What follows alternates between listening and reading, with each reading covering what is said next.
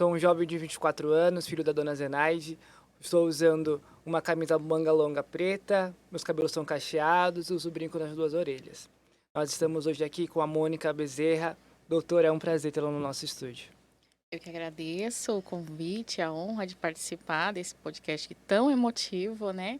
Sou a doutora Mônica, sou formada em Direito pela Universidade Unip, pós-graduada em Direito Civil, Processo Civil e Direito Previdenciário. Estou usando um macacão vermelho, brincos vermelhos e um paletó preto. Doutora Mônica, a senhora também é membro da Comissão de Igualdade Racial da OAB de São Paulo, né? Sim. Perfeito. Doutora, como que é ser uma advogada, mulher, negra e mãe? Um duplo desafio, né? Porque além de você ter que administrar a rotina materna, entre os estudos, principalmente agora na pandemia, que a gente foi promovida a professores dos nossos filhos, né? Sim, verdade. Para manter uma qualidade, acompanhar nessas aulas online, como é que se fosse uma obrigatoriedade deles estarem fazendo, cumprindo com os deveres que os professores não tinham como estar monitorando, e administrar a rotina, porque eu sou casada e aí eu tenho que administrar o meu tempo. Mãe, dona de casa, porque o meu escritório é na minha residência, então eu me policio muito para não sair da rotina, manter a rotina como advogada autônoma. E como é ser mãe, uma mãe negra, hoje, em 2023? Olha, para mim, assim, falar do meu filho ele é tudo para mim, né? Acho que toda mãe quando fala do filho, né? Mas, infelizmente, a gente tem que estar adequando nossos filhos à realidade, né? Eu pego muito no pé dele com relação ao respeito ao próximo, que somos todos iguais, que não, eu pego porque eu sofri muito bullying, né? Além de ser negra, ainda uso óculos, então é um desafio. Então eu falo para ele respeitar os amiguinhos, né? Nessa parte. E também eu vou adequando ele às realidades. Acho que esses dias mesmo, a gente, não formalmente com nossos trajes, né? Porque também temos nossos dias de folga nos supermercados, eu sempre fico policiando ele, porque quando a gente entra, eu creio que todos, né? Quando a gente entra meio desarrumada, as pessoas Sim. ficam te acompanhando, como se fosse assim, o que. Geralmente a gente está com bolsa, porque tá com as roupas do filho, um jaleco, alguma coisinha assim, e aí você fica policiando, filho. Cuidado com os movimentos, porque de repente pode parecer que você está pegando alguma coisa e levando. Então, infelizmente, eu já ensino ele, porque eu já trabalhei em supermercado e eu sei como que eles ficam. Algumas presenças, eles meio que se dão um toque, cuidado, olha ali. Então, eu mesmo já vou policiando ele, filho. Cuidado com o andar, puxa a manga da blusa, sabe? Infelizmente, a gente precisa estar sempre alertando, porque a gente é sempre os perseguidos. E não adianta falar assim, mas a gente está no século 2023. Infelizmente, a gente continua sendo negro. Mônica, você já teve que se apresentar como advogada em casos como esses? Você está acompanhando o seu filho, cuidando do seu filho, você já precisou dar carteirada? Graças a Deus, não. Com meu filho, não. Mas situações assim, a gente percebe. Eu sou muito observadora, então eu percebo, por exemplo, você está andando num corredor e aí você vê o segurança, aí você está escolhendo uma perfumaria, um produto, e aí a pessoa fica te acompanhando. Você não se sente mais à vontade, entendeu? Você fala, caramba. Eu evito o máximo, eu gosto de usar uma mochila, eu evito o máximo porque parece, dá aquelas impressões, a gente tem que estar sempre se justificando, sempre, olha, por exemplo, eu fui fazer supermercado esses dias, eu falei, olha, só tem aquelas sacolas recicláveis, sabe? Precisa lacrar, porque a gente sempre, por trabalhar em supermercado, então a gente sempre fica se policiando, né? Então eu falo pro meu filho, cuidado com movimentos, mas acho que com meu filho, com relação a isso, não. Mas outras situações, por exemplo, quando eu vou numa audiência trabalhista, como correspondência, já cheguei em estar aguardando uma audiência e, de repente, a pessoa pensa que você é a parte. Eu estou procurando por fulano de tal. A senhora aceita a proposta de acordo? Eu falo, eu sou advogada. Né? É, Ou, de repente, você está... esses dias mesmo eu estava com um vestido normal, cabelo solto, e aí aguardando ali no balcão para uma dúvida, tirar uma dúvida. E aí uma senhora me abordou e falou assim, a senhora tem que ficar na fila. Tem que ficar na fila, porque eu tô aqui, é o balcão de pedidos de entrada de novas pensões, e eu falei assim, eu sou advogada, sabe? Então, a gente tem sempre estar se posicionando, tá se policiando com relação à roupa. Eu sou muito discreta, sou muito tímida, mas eu senti, assim, nessas outras entrevistadas, a necessidade de estar se mostrando mais, se impondo mais, sim. porque é sempre essa posição, infelizmente, que o negro ele é associado, como ela mesma falou, a servidão. E não, o negro não pode estar num lugar de destaque, porque ele sempre tem que estar se justificando. Sim. Então, é isso. Mônica, quem são os seus clientes hoje? Então, eu atuo na esfera da família, né? Eu iniciei em 2019. Graças a Deus, assim, foi um ano bom, 2019. Fui afetada pela pandemia, mas hoje o meu público são mães que se encontram separadas, protelando direitos que são o básico, né? O alimento dos seus filhos. E, infelizmente, se encontram em situações assim que acabam desistindo de protelar aquele direito para preservar uma paz, uma harmonia entre a família do ex-cônjuge. Mônica, por que você escolheu lidar com mães? Eu sou mãe, né? Eu sempre, desde assim, me identifiquei com a área da família. Não gosto com relação à criança. Eu acho que nós, adultos, sabemos lidar com situações que criança não sabe. É verdade. E hoje as crianças estão aí expostas à internet, situações assim que a gente nem imagina. Então, eu acho que a criança ela tem que ser preservada, porque eu acho que é lá na nossa infância que é formado toda uma opinião, todo o nosso Sim. sonho, aquelas nossas imaginações que vão nos dar força lá na frente de tentar ser Sim. alguma coisa. Então, eu acho que a gente precisa respeitar as nossas crianças. Então, por isso, Sim. eu preservo, brigo mesmo com relação às crianças. Você lembra de algum caso marcante, assim, na sua carreira, de você estar lidando com uma mãe, com uma criança, que marcou, assim, a sua vida? Eu tô me dando com um caso, assim, que eu tô revoltada, que eu já não sei mais o que eu faço, entendeu? Nossa, que foi? Porque eu fico indignada, assim, com... Eu realmente eu não sei o que leva, porque por alguns lados a gente às vezes fica brigando para redução às vezes está um pouco acima do que a pessoa pode pagar, mas o pai não se incomoda. Mas eu tenho uma situação assim que eu tô há 3 anos tentando localizar o pai já falou para a mãe que não vai aparecer.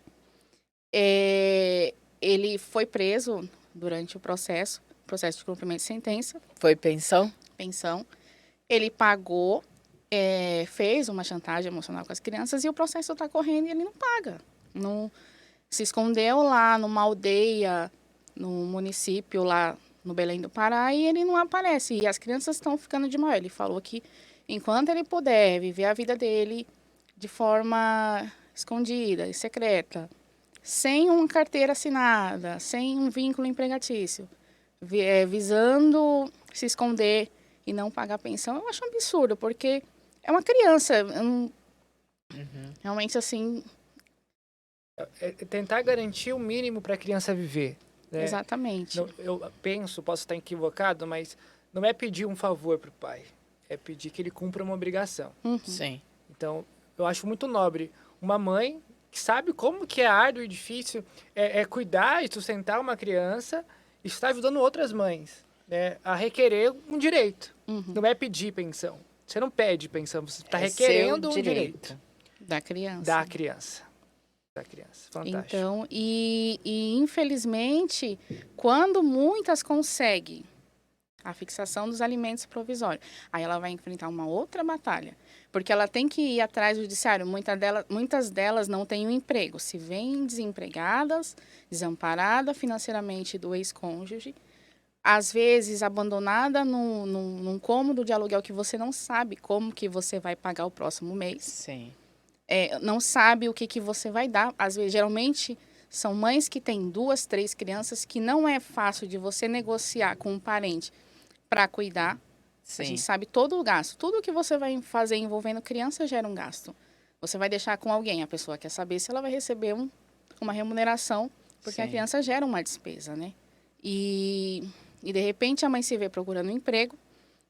Mãe, geralmente, eu enfrentei essa barreira para estar procurando emprego, porque quando você fala que você é casada e você tem um filho de 2 anos, ninguém te quer. Ter um filho fica impeditivo, né?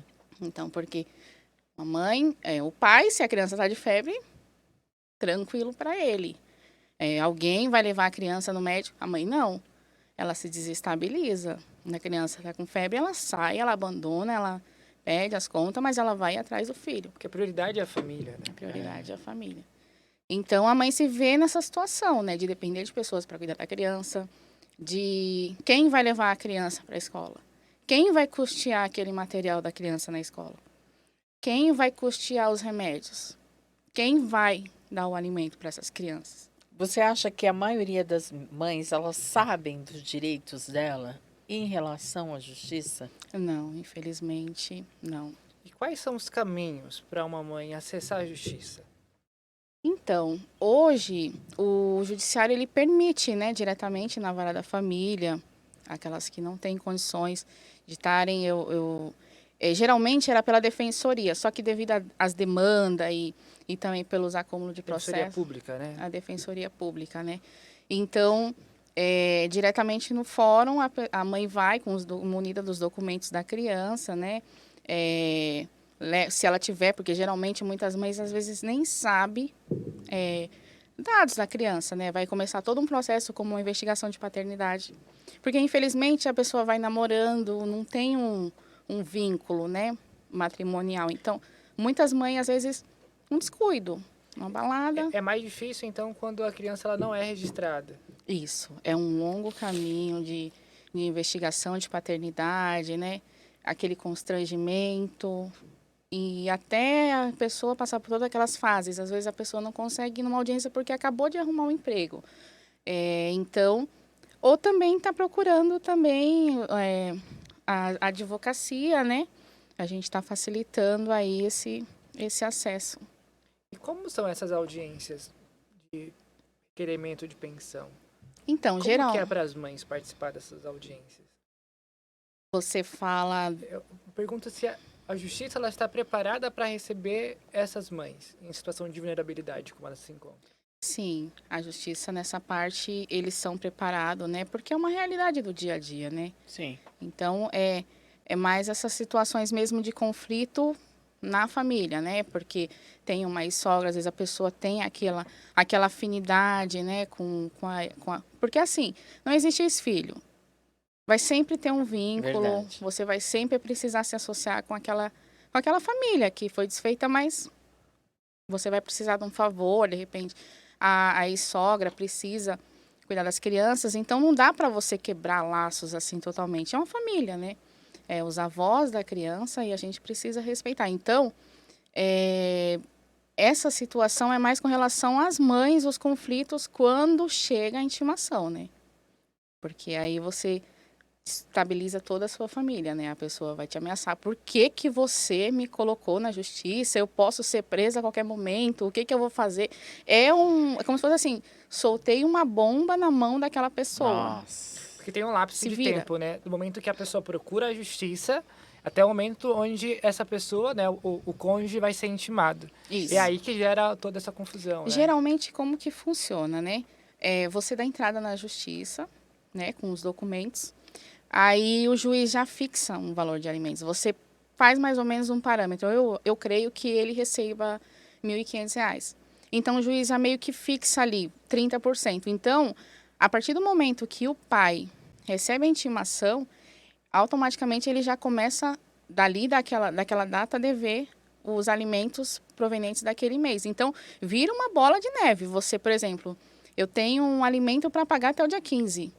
E depois o próximo dia 15. E, de repente, se a mulher pega aquela sentença provisória e vai até o juiz, já vira um cumprimento de sentença que pode acaba acarretando na prisão do pai. Então, a mulher se vê naquela situação. E agora, o que eu faço? Eu vou lá, ele me paga, mas ele não me pagou. O que eu faço? Volto lá na justiça, arquivo o processo e não tem como, porque é o básico, não está pedindo nada. Então dá para desistir do processo? Não. O que dá para a pessoa fazer é abrir mão e falar que não está pagando, que está pagando, porque enquanto você tá o processo andando normalmente, não tem uma movimentação, a pessoa pode deixar rolar. Então o juiz vai entender que ele está pagando direitinho. Agora, a partir do momento que você volta, fala, olha, eu tô com mês X, X e X, e ele não está pagando, automaticamente o juiz já manda expedir um mandado de prisão. E aí... É porque falam que nessa área o que mais prende é caso de pensões. Sim. Né? Com certeza. Com certeza. Porque é o direito da criança, não é nem sobre a mãe. É o básico. É sobre a criança. É a alimentação da criança. Criança precisa de estrutura, né? Isso. É muito básico isso, né? Doutora Mônica, o que você diria hoje se de repente uma mãe ligasse para você dizendo, Mônica, me separei, estou morando sozinha com 3 crianças, o que eu faço? Qual seria o seu conselho para essa mãe desesperada? O que você diria para uma cliente nesse momento? Então, eu diria para buscar informações, né? Porque hoje não dá, eu acredito que não dá para a pessoa viver sem um trabalho, né? Então, buscaria informações, fazeria uma investigação com relação a emprego, equiparação salarial, roda de amigos ali, tentar ver mais ou menos o valor que aquela pessoa recebe, buscar informações da empresa, porque isso é muito importante, porque se você sabe o nome da empresa, tem a possibilidade dele ser intimado diretamente na empresa. E aí, nessa situação, ele nem precisa justificar se ele vai pagar ou não. Simplesmente a empresa é intimada a fazer os débitos na folha de pagamento dele, automaticamente no próximo mês ele já vai sentir o desfalque. Que informação importante você passou para a gente, doutora Mônica. Porque com certeza os nossos ouvintes podem ter muitas mulheres que desconhecem essa informação. Doutora, nós estamos finalizando esse episódio sobre o acesso à justiça, mas eu queria que você falasse um pouco ainda mais para essas mães que, de fato, o direito que elas estão pleiteando não é somente delas, é das crianças. Você como mãe, porque eu sou um homem, não tenho filhos, embora a gente tenha sensibilidade, eu tenho sobrinhos, é diferente de uma mãe que já está criando uma criança, que está cuidando de uma criança, falar para outra mãe. Então, eu queria que você falasse, comunicasse com essas mães. Então, é só fazer um pouquinho de exame de consciência. Eu não faço ideia o quanto que eu gasto com meu filho no mês, porque criança é muito... Você já foi criança, né, Wellington? A gente é estável, a gente tá tudo bem, acabei de comer uma bolachinha recheada, mas de repente eu tô passeando no shopping, eu quero um lanche e tal, e aí? Então a gente não tem como saber. Então, por exemplo, tem alguns filmes aí para ser lançado, meu menino já fica me aguçando, né? Vamos assistir o filme e ali já envolve um lanche. Mas assim, é o básico. Não está pedindo mais do que o necessário. É uma ajuda, né? Porque, de repente, você já está trabalhando, mas se você for colocar na ponta do lápis, acaba sobrecarregando sua mãe. E a obrigação com relação à criança, ela é 50% do pai e 50% da mãe. Então, se você parar para pensar, se você se vê numa situação de desemprego, pagando aluguel, gasto de energia que está um absurdo. Verdade. E fora gastos com medicação, muitos remédios não são fornecidos nos postos de saúde.